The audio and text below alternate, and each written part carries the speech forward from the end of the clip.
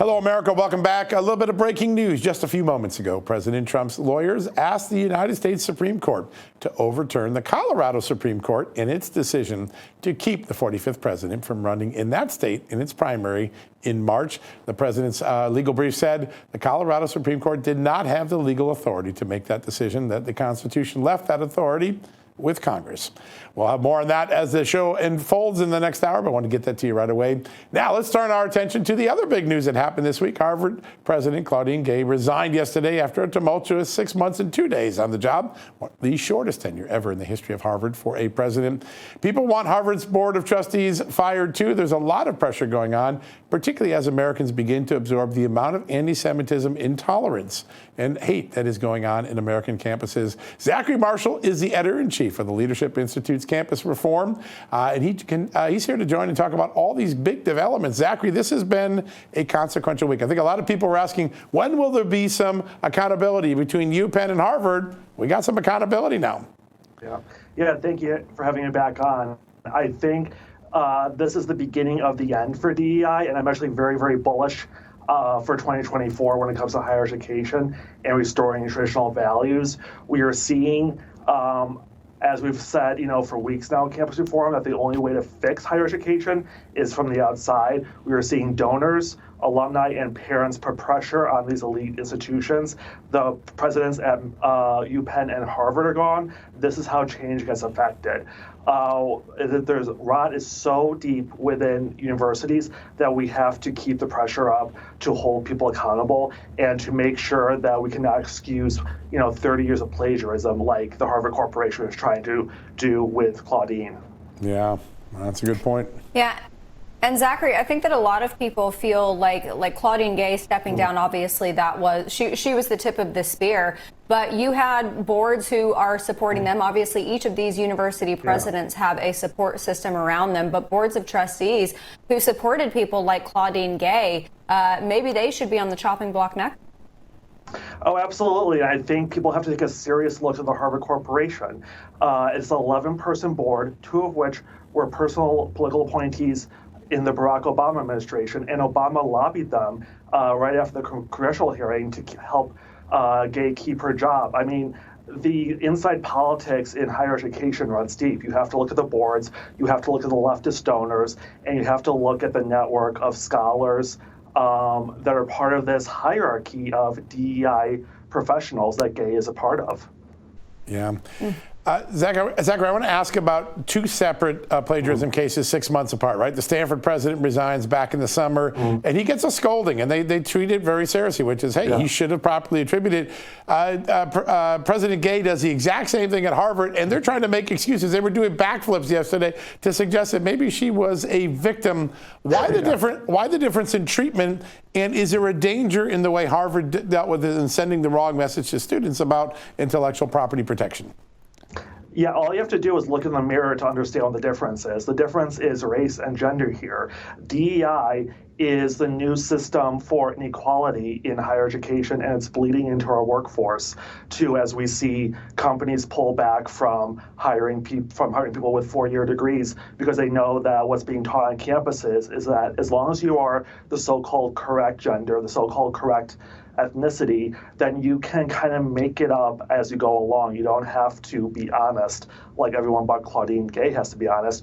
You don't have to uphold yourself in saying rigorous standards that everyone else does. In her resignation letter, she said, to accuse me of plagiarism is racism. That itself is racist. So what we're seeing here is that these DEI hacks are trying to, have it all ways. They want to accuse everyone of being white supremacists, but then they, try and tell America that it's, you're acting white if you are trying to be the best person you can be. So this just shows, how insidious the lie about DEI is and has been for years.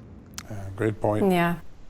Zachary, I wanted to ask you about things on the funding side. You had Vermont Senator, Democrat, Jewish, Bernie Sanders bemoaning a possible $10 billion in aid to Israel because it's funding Israel's immoral war. And I just think to myself, hearing stories about Israeli women being pulled out of cars by their hair, being sexually assaulted, and then being beheaded.